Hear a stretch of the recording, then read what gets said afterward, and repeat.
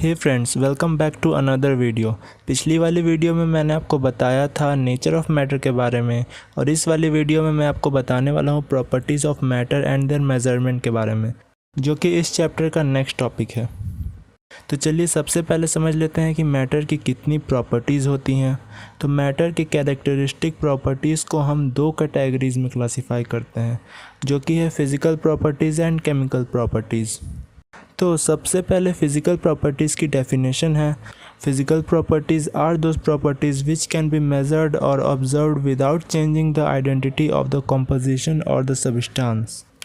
इसका मतलब किसी भी मैटर की फ़िज़िकल प्रॉपर्टी हम उसे कहेंगे जिस प्रॉपर्टी को हम देखकर पता लगा सकें, यानी कि हमें उसके प्रॉपर्टीज़ को पता लगाने के लिए उसके कॉम्पोजिशन या आइडेंटिटी को चेंज ना करना पड़े। आई होप कि आपने पिछले क्लासेस में पढ़ा होगा physical changes and chemical changes के बारे में, कि फ़िज़िकल चेंजेस में उनकी आइडेंटिटी चेंज नहीं होती, और ये फ़िज़िकल चेंज किसी भी सब्सटेंस की कुछ पर्टिकुलर प्रॉपर्टीज़ में ही काम करता है, और उन्हीं प्रॉपर्टीज़ को हम फिज़िकल प्रॉपर्टीज़ कहते हैं।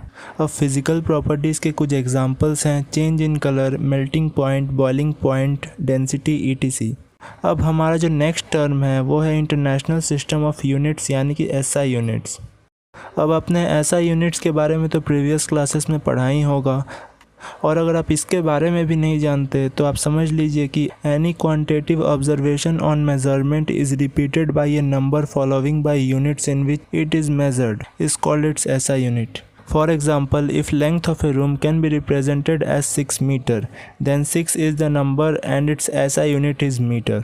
यानी कि अगर हमें किसी भी मेज़रमेंट को एक नंबर से रिप्रेजेंट करना है तो उसमें हमें एक मेज़रमेंट की यूनिट भी लगानी पड़ेगी, तो उसी यूनिट को हम SI यूनिट कहेंगे।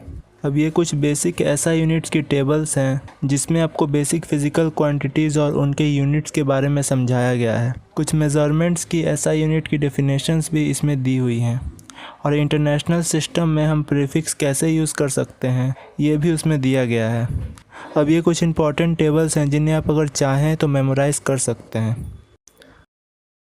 अब जो हमारा नेक्स्ट टर्म है वो है मास एंड वेट के बारे में, जिसमें हमें वॉल्यूम, डेंसिटी और टेम्परेचर के बारे में भी पढ़ना है।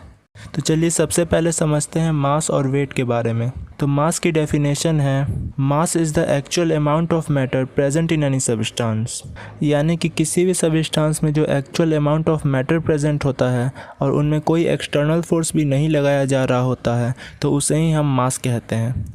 और वहीं वेट की डेफिनेशन है weight is the force exerted by the gravity on the object, यानी कि जो ग्रेविटी किसी भी ऑब्जेक्ट को अपनी तरफ खींचने के लिए जो फोर्स लगाती है उसे ही हम वेट कहते हैं। तो पहला पॉइंट है कि mass is directly proportional to weight under constant gravitational force, मतलब कि किसी भी सब्सटेंस का अगर मास बढ़ेगा तो उसका वेट भी बढ़ेगा अगर ग्रेविटेशनल फोर्स कांस्टेंट रहे तो, पर अगर ग्रेविटेशनल फोर्स कांस्टेंट ना रहकर वेरी करे तो उसका वेट भी वेरी करेगा।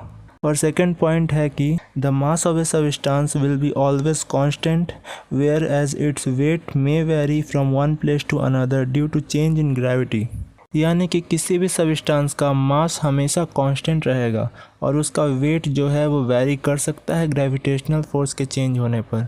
अब हमारे नेक्स्ट कुछ छोटे टर्म्स हैं वॉल्यूम, डेंसिटी एंड टेम्परेचर। इन सारी चीज़ों के बारे में आपने प्रीवियस क्लासेस में पढ़ा ही होगा, इसलिए उनके बारे में हम ज़्यादा बात नहीं करने वाले हैं।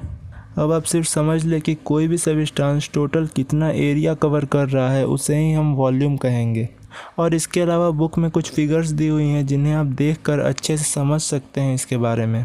The density of a substance is the amount of mass per unit volume, और डेंसिटी की ऐसा यूनिट है किलोग्राम मीटर क्यूब इनवर्स। अब इस वीडियो का जो हमारा सबसे लास्ट टॉपिक है वो है टेम्परेचर। तो इसमें भी मुझे कुछ ज़्यादा समझने वाली चीज़ नहीं लगी, क्योंकि आप इसे प्रीवियस क्लासेस में भी अच्छे से पढ़ चुके हो, और आप इस फिगर को देखकर भी अच्छे से समझ सकते हो इसे, जो कि बुक में दी हुई है।